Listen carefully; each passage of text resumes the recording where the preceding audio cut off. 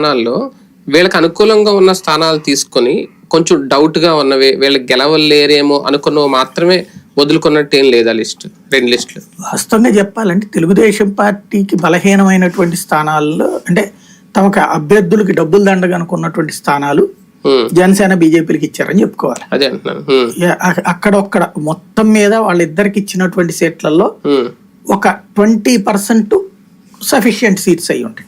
20% ఇద్దరిది కలిపి 80% తెలుగుదేశం పార్టీకి పనికొచ్చే సీట్లు కాదు, గెలవగలిగిన సీట్లు కాదు. అందుకని భారతీయ జనతా పార్టీకి సంబంధించిన నాయకులు అసమ్మతి వర్గం లేఖ రాశారు. మొట్టమొదటిసారి అధినాయకత్వానికి జేపీ నడ్డాకి సంతకాలతో ఒక లేఖ రాశారు. సుమారు 20 మందో ఏమో కలిసి సంతకాలు పెట్టి తెలుగుదేశం కోవర్టులతో మన సంస్థ నడిపిస్తున్నారు. ఇప్పుడు వాళ్ళు అందరికీ తెలుసు తెలుగుదేశం మనుషులని అన్నటువంటిది. లైక్ ఇప్పుడు ఎలా ఉందంటే ఈ టోటల్ కాంబినేషన్ లో చంద్రబాబుని అపారంగా ప్రేమించే బీజేపీలో ఉన్నటువంటి మనుషులు మాత్రమే వాళ్ళకి గెలవగలిగిన సీట్లు వచ్చినాయి.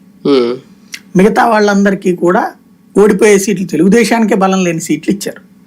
ఫర్ ఎగ్జాంపుల్ విష్ణుకుమార్ రాజు, కామినేని, సుజనా చౌదరి, రమేష్ వీళ్ళకి ఇస్తున్నటువంటి సీట్లు ఏవైతే ఉన్నాయో అవి ఖచ్చితంగా బలమైనటువంటి.